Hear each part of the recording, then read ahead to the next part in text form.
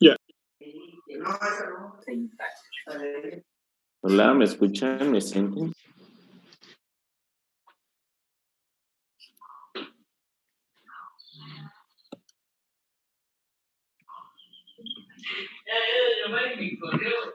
¿Por qué?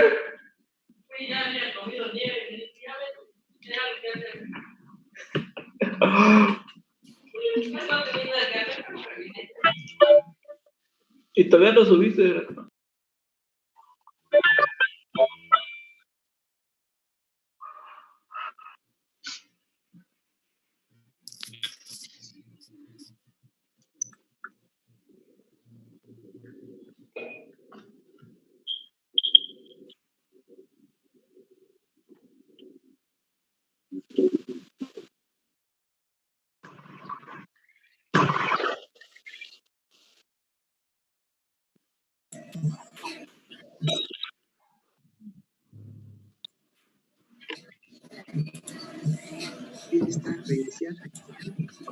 Bueno, ¿me escuchan? Sí. Sí. Sí, doc. Sí, doc. Hola, hola, ¿me escuchan? Sí, doc. Sí. Sí. ¿Me escucho? Afirmativo. Ok, vamos a continuar entonces. Y si cualquier observación me avisan. ¿Para qué tomamos una radiografía de tórax en un paciente con asma? Para ver que sea normal, fíjense eso. Claro, si sale algo, pues ya no es asma, ¿no? Pero básicamente el peso y la talla tienen que estar bien y la radiografía de tórax tiene que ser normal. Bueno, eso lo hacemos, pero bueno, así vamos a quedar, ¿no? Que uno toma una radiografía de tórax en un paciente con asma para checar que sea normal. Y ahora sí viene lo de las pruebas de función pulmonar. Miren, la espirometría se hace cuando el paciente inspira profundo, toma aire, llena sus pulmones al máximo y sopla con fuerza. Sopla, sopla, sopla. Debe soplar durante 6-8 segundos sin volver a tomar aire. Y entonces se produce esta curva. Esta es una curva volumen-tiempo, ¿no? El paciente empieza a soplar, empieza a soplar, empieza a soplar. Aquí llegó al máximo, esto se llama capacidad vital forzada. ¿Ya? Ahí está y se produce esta curva. Una expiración forzada entonces incluiría el volumen de reserva expiratoria, el volumen tidal, el volumen de reserva inspiratorio. O sea, lo único que queda en el pulmón es el volumen residual. No espero que me entiendan. Lo único que queda en el pulmón es el volumen residual. Todo el aire entonces se expulsa con fuerza y da esta curva. Y vean, en el primer segundo se expulsa el 80% del aire en el primer segundo. Entonces, este se llama volumen expiratorio forzado en el primer segundo, ¿sí? Y debe corresponder al 80% de la capacidad vital forzada, del volumen que se puede sacar de los pulmones. Esta es una curva normal, ¿sí? ¿Qué pasa en el asma? En el asma, vamos a ver esta curva. En el asma, un paciente, vean, este es lo normal. Ahí dice que el paciente expira con fuerza, pero ¿qué pasa en el asma? Vean, pasa el primer segundo y ¿cuánto ha sacado? Pues menos del 80%. En el asma el BF1 está disminuido, está por debajo del 80%. El paciente sigue soplando, eventualmente saca todo el aire que debe sacar. Usualmente la capacidad vital forzada es normal. Así que eso es lo que encontramos en el asma. Cuando hacemos otra curva, nos la da el espirómetro, se llama curva flujo-volumen, una curva diferente. Vean, esta es la forma, aquí nos vamos a fijar en la forma normal, y esta concavidad es muy característica de los patrones obstructivos. Espero que hayan visto. ¿Sí vieron algo de espirometría en fisiología? Les Sí. pregunto. Si Sí, tienen sí. idea del patrón obstructivo. Ese es el único que vamos a aprender en este momento. Sí, El doc. patrón obstructivo. Entonces, vean, esto, cuando uno ve esto, dice, es un patrón obstructivo. Entonces, miren, en el asma, la capacidad vital forzada es normal. Y el BF1 está disminuido.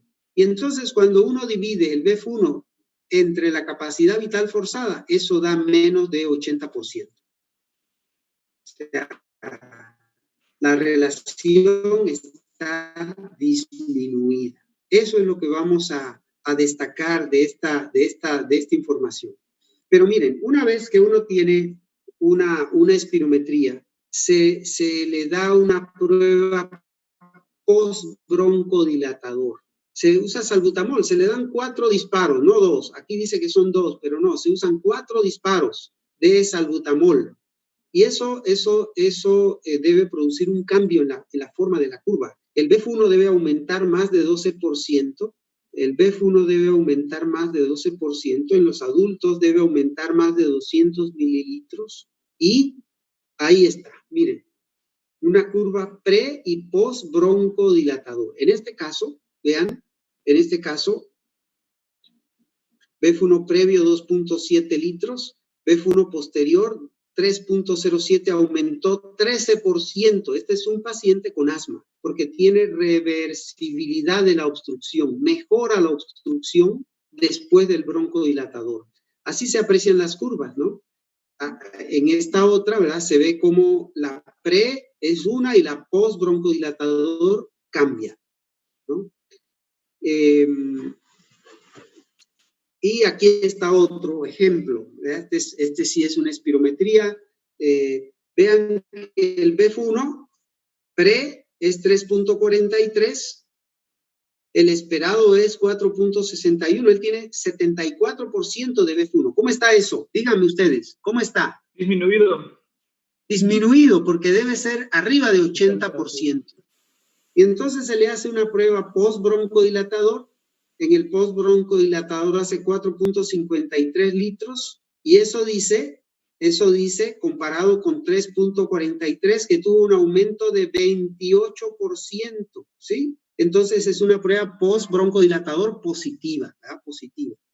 Vamos a ver la capacidad vital forzada, está en 93%, o sea, está normal. Y la relación BF1, capacidad vital forzada, vean, 63%, está disminuida, tiene un patrón obstructivo. También la forma de la curva, la forma de esa concavidad, dice que hay una obstrucción.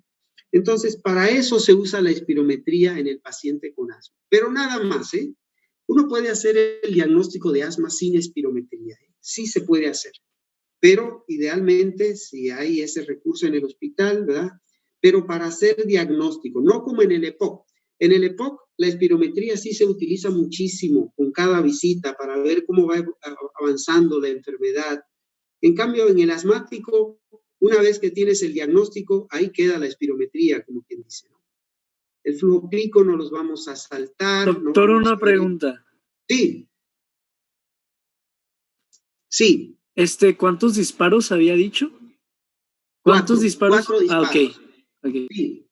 4 disparos, como vamos a ver en un Doc, momento más cómo se usa el salbutamol en estos pacientes. Ahí otra mencionamos. pregunta. ¿Qué hay en esa radiografía? Doc, otra pregunta.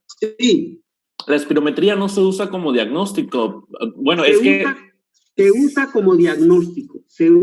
Pero si es más clínico el asunto, ¿es necesario hacer una espirometría para confirmar el diagnóstico? Sí, si tienes el recurso, sí. Si tienes el recurso, sí, pero no es necesario como en el EPOC. El EPOC, a fuerza, necesitas la espirometría para decir que tiene EPOC. A fuerza, no puedes hacer ese diagnóstico sin espirometría.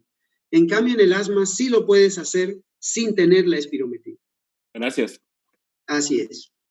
Y miren, la radiografía de tórax, pues no muestra mayores alteraciones, ¿eh? Eso esperamos, es una radiografía de tórax normal. Muy bien, vamos a ver esto, entonces ya pasamos al tratamiento, el tratamiento y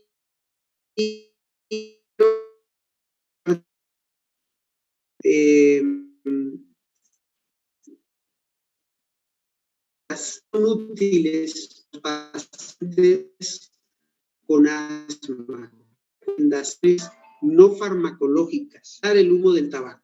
Eso es fundamental. Si un paciente con asma fuma, no le hacen buen efecto, no se mejoran como esperaríamos, ¿no? Igual pasa con el humo de la leña, ¿verdad? El humo de leña también sería otro factor, ¿no? Pero vean estos. Vamos a hablar un poquito de la caspa de animales. Yo creo que va a ser en otra clase. La caspa de animales, difícil de controlar los factores. Lo cierto es que una casa que esté bien ventilada y que le entre el sol es bueno para el paciente con asma. Sería la otra indicación importante, pero todas esas recomendaciones como el asunto de los ácaros, las cucarachas, los animales, quitar el perro, todo eso tiene un resultado muy, muy variable y no significativo en todo esto. Vean que la natación es muy, muy buena para los pacientes que tienen asma. Es el ejercicio que se recomienda, mejoran. Cuando a un paciente se le da tratamiento, se controla su asma, el ejercicio mejora con el asma. Miren. Doctor, una pregunta. Sí. Pero es solamente la natación, es el único ejercicio. Había comentado que el ejercicio también desencadenaba cuadros de asma. Qué bueno, mira, cuando un paciente tiene mal control, o sea, no tiene tratamiento, hace ejercicio y se empeora. Es más, es un marcador de que necesita tratamiento. Entonces tú lo tratas, lo diagnosticas, lo tratas, ¿no? Y ahora le recomiendas que haga ejercicio, porque el ejercicio le ayuda a controlar mejor su enfermedad. Ok, gracias. Pero sí, así es. Entonces, mira, ¿cómo se le hace para decidir que un paciente necesita medicina? Bueno, se determina si está bien controlado, parcialmente controlado o no controlado, ¿no? Este es el más sencillito de los cuestionarios.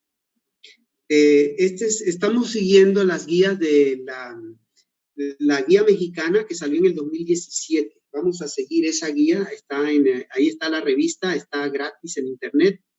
Y vean, si el paciente está bien controlado, no necesita ninguna medicina. Pero esos son los que no existen, como quien dice, al llegar el paciente, ¿verdad? Eso no hay. Lo que vemos comúnmente en la consulta, porque por eso vienen, porque tienen una crisis, porque tienen síntomas, es que están parcialmente controlados o no controlados. Y estos requieren tratamiento. Así que, ¿qué se pregunta? Fíjense, ¿tiene síntomas durante el día 2 o más veces por semana? ¿Sí? ¿Despierta en la noche por los síntomas de asma? ¿Tiene que usar el medicamento de rescate, que es el salbutamol en spray, más de 2 veces por semana? ¿Tiene limitación de sus actividades por el asma? Si hay más de una respuesta, pues ya ven que está parcialmente controlado o mal controlado, ¿verdad? Miren, este es otro cuestionario, es mucho más elaborado. Yo se lo voy a pasar a ustedes. Este se llama ACT, da puntuaciones. Si obtuvo 19 puntos o menos, es posible que su asma no esté bien controlada. Este está disponible en internet. Este es otro cuestionario, ¿no? AQT se llama, es ACQ. ¿no? Son cuestionarios estandarizados, los que hacen investigación en asma, estos son los cuestionarios que utilizan, ¿no? Y de acuerdo a eso, pues se determina si el paciente tiene control adecuado, ¿verdad? Ahí está, control adecuado del asma parcialmente controlada o control inadecuado. Entonces, un paciente con asma, visto de otra manera, miren, presenta más de 2 veces por semana episodios o síntomas. Presenta más de 2 veces por semana episodios de síntomas. Se administra un broncodilatador más de 2 veces por semana. Ese paciente despierta más de 2 veces en la noche, por mes, por los síntomas del asma. Ha recibido corticoides, tiene factores de riesgo para exacerbaciones. Bueno, entonces, esos pacientes necesitan tratamiento. Y entonces, ¿qué hacemos? Hay una escalera con pasos. 1, 2, 3, 4, 5 pasos. El paso 1 es el paciente bien controlado. Ese no nos interesa, ese no hay. A menos que ya esté en tratamiento, entonces llega a paso 1. Y vean los pasos 4 y 5. ¿Qué dicen? Especialista, especialista. Eso tampoco los vamos a ver nosotros. Así que es sencillo, vamos a aprendernos los pasos 2 y 3. Esos son los que hace el médico general, ustedes y yo. Hacemos eso todos los días, todos los días. Por eso esos son los 2 que tienen que aprender. Vean que abajo dice SABA. Ese es el salbutamol, ¿verdad? Todos los pacientes de rescate, ahí estoy señalándolo, todos los pacientes de rescate tienen salbutamol, ¿no? Y vamos a ver aquí el paso 2. El paso 2. Pero esto, mire, este es el de Gina. Ven que se ve muy, es muy parecido. Este es el de Gina. Este es el del mexicano, ¿verdad? La guía mexicana. Vean que dice niños de 6 a 11 años. Cambia un poquito para niños menores de 5 años. Pero este dice de 6 a 11 años. Entonces lo vamos a ver acá, el paso 2. Aquí como quien dice en grande, en grande. ¿Cuál es el paso 2? Un corticoide inhalado a bajas dosis, ¿sí? Como alternativa a un antileucotrieno. Miren, les recomiendo mucho así. Los antileucotrienos no sirven para mucho. No sirven para mucho. Siempre el tratamiento base del asma hoy en día es un corticoide inhalado. Un corticoide inhalado a bajas dosis, ahí están las dosis, la beclometasona, la budesonida, la fluticasona son los que más usamos. Y eso es, ¿verdad? Ese es el paso 2. ¿Y cuál es el paso 3? Bueno, que a ese corticoide inhalado a dosis baja se le agrega un beta-2 de acción prolongada. Esos son el salmeterol y caray, se me olvidó el otro. El bilanterol también está en ese grupo, pero bueno, ahorita viene, por ahí viene, el otro beta-2 de acción prolongada. Así que eso es. Eso es lo que tienen que aprender. En paso 2 se utiliza un corticoide inhalado a dosis baja, ¿verdad? El paso 3 es un corticoide inhalado a dosis baja más un beta-2 de acción prolongada, ¿no? Más un beta-2 de acción prolongada, ¿no? La budesonida, ¿verdad? Es la que trae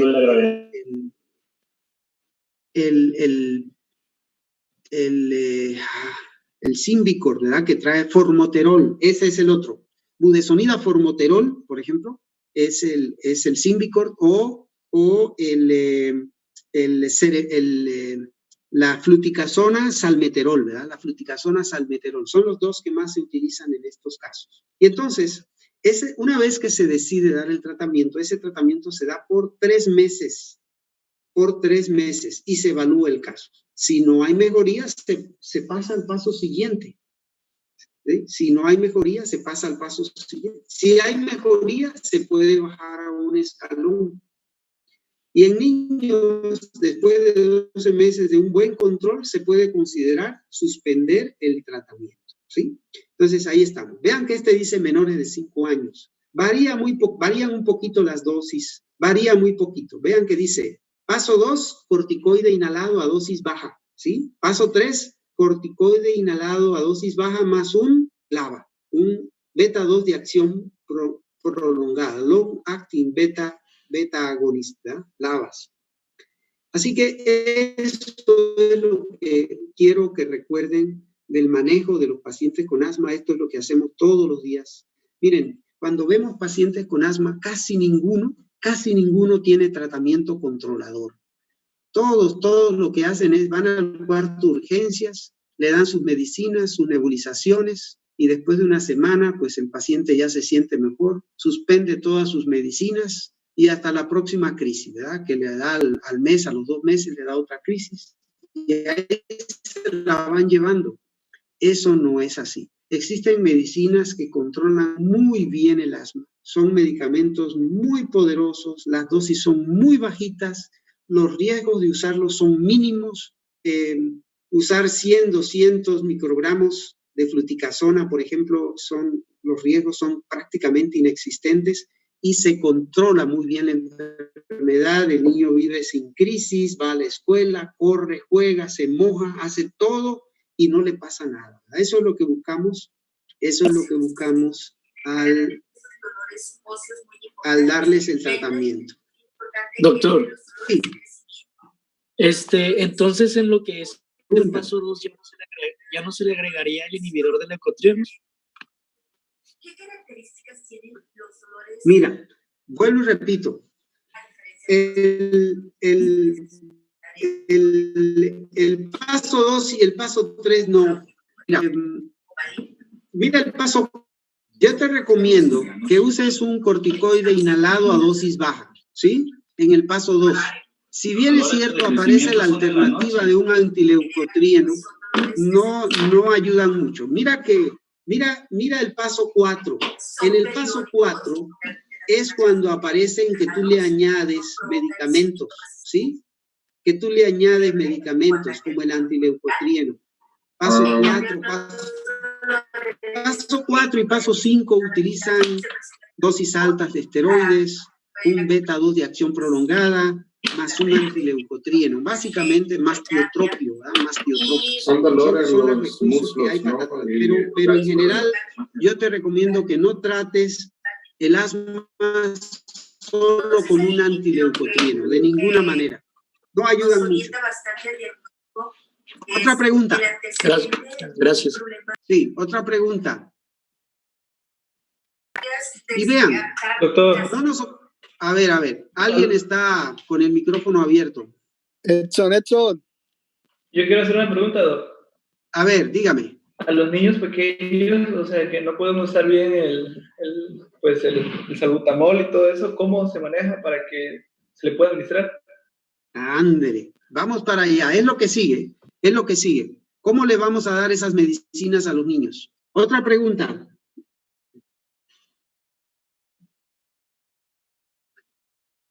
Mire, un aspecto del asma es que uno determina la severidad del problema de acuerdo a la respuesta al tratamiento. Ya antes había que clasificarla, que si era leve, que si era intermitente, que si era moderada, que si era severa. Ahora no. Ahora decimos, bueno, se controló con un corticoide inhalado a dosis baja, es leve. Y déjenme agregarles, casi todos los niños que yo veo, la experiencia que yo tengo, se controlan con un corticoide a dosis baja. Casi todos. Uno que otro por ahí necesita el paso 3. Y el paso 3, como quien dice, son bien poderosos estos medicamentos, ¿no? Entonces, yo no, por lo menos en niños. En adultos es otro cuento. En adultos sí llegan a necesitar pasos 4, estar en paso 4 y 5 más frecuentemente. Pero en niños, lo que yo he visto hasta ahora, en general con los pasos 2 y 3 es más que suficiente para controlar su enfermedad. Y lo otro es que en el asma hay que establecer las comorbilidades, bien importantes. Si no se tratan las comorbilidades, a veces no se logra buen control. Eso de la rinitis alérgica es fundamental, ¿no? Hay un alumno, Achille, hizo un trabajo de investigación y determinó comorbilidades en niños con asma. ¡Qué buen trabajo hizo! ¿Y cómo encontramos, ¿no? Problemas de obesidad, ¿verdad? Eran cuestionarios. Él hizo cuestionario para cada uno de esos para cada una de esas comorbilidades. Muy, muy interesante los hallazgos, y vuelvo y repito, es muy importante en asma no solamente detectar, sino tratar también las comorbilidades, ¿no? Les puedo contar de una paciente de General Terán que venía por asma y no se controlaba, era una adulta, una joven de 30 años, y le dimos de todo lo que había para tratar el asma, y realmente lo que tenía era una apnea obstructiva del sueño, ¿verdad? Ella siempre estaba ronca, decía, tenía problemas de sueño, no le hacemos caso hasta que un buen día, pues sí, lo revisamos, y en realidad su problema era que tenía apnea obstructiva del sueño, no se controlaba su asma de ninguna manera hasta que se controló su apnea obstructiva del sueño. Muy bien, entonces vamos a pasarnos esto y vamos a llegar aquí. ¿Cómo le damos las medicinas a los niños? En menores de 4 años, por inhalador de dosis medida con cámara espaciadora. Vean eso, vean eso. De 4 a 6 años, inhalador de dosis medida con cámara espaciadora. Y en los mayores de 6 años ya se puede usar polvo seco. La mayoría de estos medicamentos vienen en inhalador de dosis medida o en polvo seco. Y ahí están las camaritas, las cámaras espaciadoras con mascarilla. Vean cómo se usan los bebés. Los niños, los sprays se agitan muy bien. Se agitan, y entonces se aplica, se da un disparo, se hace la aplicación y el niño respira en la mascarilla. Con que respire 2 veces ya recibe el medicamento. Eso está bien estudiado. Y entonces le decimos al niño, a la mamá, que respire 4 o 5 veces. Así le decimos. Le hace la aplicación, respira normal, sin hacer ningún esfuerzo, porque el niño pequeño no tiene que hacer nada de eso, y ya recibe el medicamento. De esa manera. Eso es más efectivo que la nebulización. Óigame lo que les digo. Los niños pequeños no se dejan nebulizar, Entonces, es mucho mejor el inhalador de dosis medida con cámara espaciadora. Este tiene mascarilla, este tiene boquilla, todavía mejor, ¿verdad? Para los niños ya más grandecitos, tienen boquilla. Vean, aún los adultos, coordinar esto sale a 100 kilómetros por hora, el spray. Así que coordinar eso, inhalarlo, es imposible. Aún deben usar Aerochamber. Bueno, Aerochamber es una marca, pero el espaciador de volumen, vean que este tiene mascarilla, este tiene boquilla, así lo deben usar, siempre. Cualquiera de los medicamentos que se utilicen para tratar el asma, ¿no? Es raro que usemos jarabes. A veces usamos jarabes con salbutamol, pero esas cosas, cuando el paciente tiene un aerochamber, es mucho mejor utilizar un aerochamber. Ahí están las dosis, ¿verdad? Ahí dice dosis baja, adultos, niños. Por ejemplo, vean la budesonida, es una de las que más usamos. 100, 200 microgramos de budesonida, esa es la dosis baja. Después de 400 microgramos, los corticoides no tienen más efecto. O sea, no por tener más dosis tienen más efecto. Tienen límite.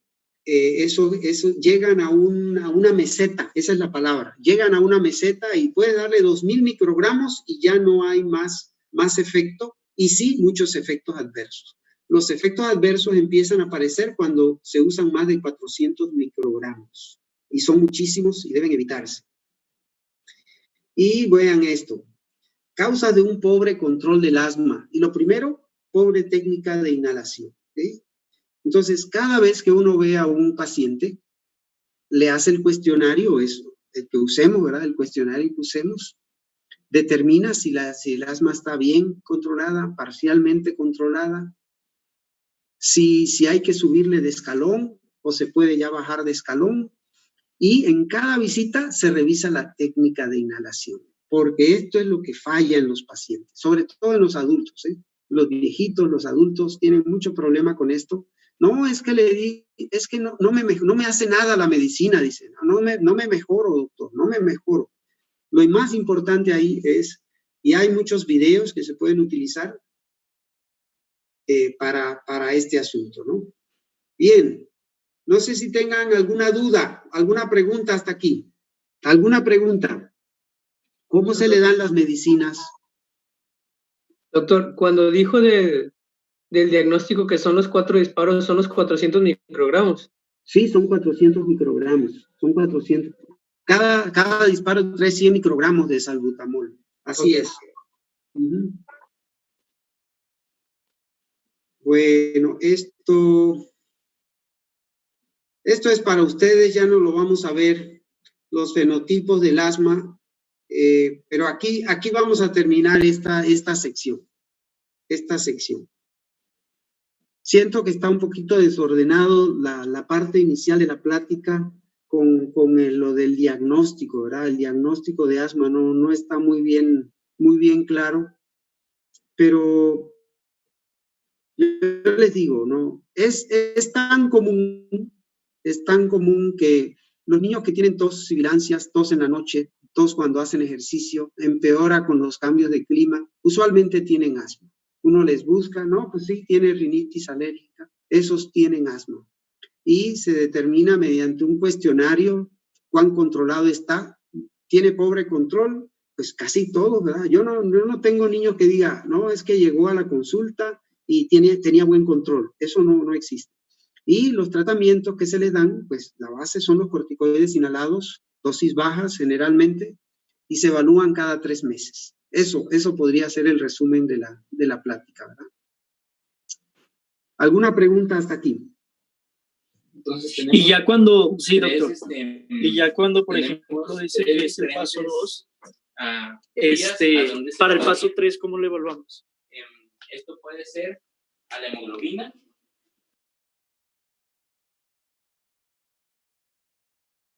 El doctor ya no está. Adiós, Doc. No. El doctor se fue. ¿Qué pasó? ¿Quién sacó al doctor? Oigan, Vamos a seguir con la clase. Okay, bueno, continuando con el asma. Les comentó. El doctor. Ok, Carrasco. Es así. No es así. Carrasco, continúa con la clase. Guarde todo. Carrasco, haga un repaso de cirugía. Ya volví. Repaso Carrasco. Da un repaso de cirugía. Ay, ya volví.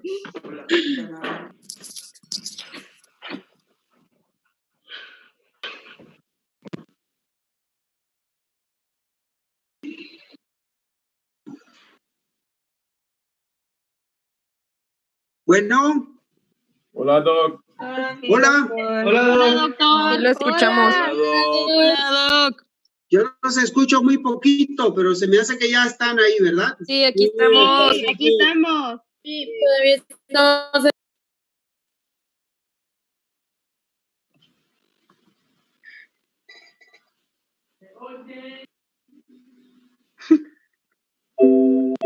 Ahora, ¿cómo estamos?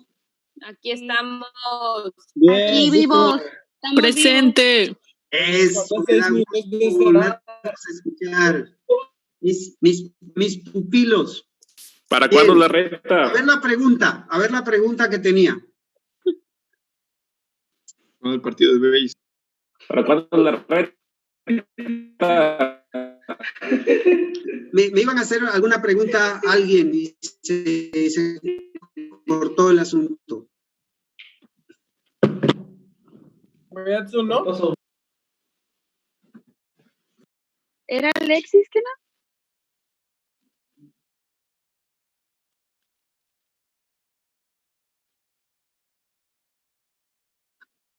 Bueno. Sí, doctor. No hay preguntas. Sí, doctor, aquí seguimos. Bueno, entonces miren, vamos a ver entonces la segunda plática. Rinitis alérgica en el niño. A ver aquí. Vean, ¿qué es ser atópico? Dice, es que este es un niño atópico, dice. Sensibilidad mediada por IgE frente a diversos estos antígenos, evaluado mediante pruebas cutáneas o niveles de IgE específico en sangre. Eso es ceratópico, ¿sí? Eso es ceratópico. Espero, tiene que ver pues con inmunoglobulina E. Los pacientes con asma pues son atópicos, ¿verdad? Muchos de ellos. No todos los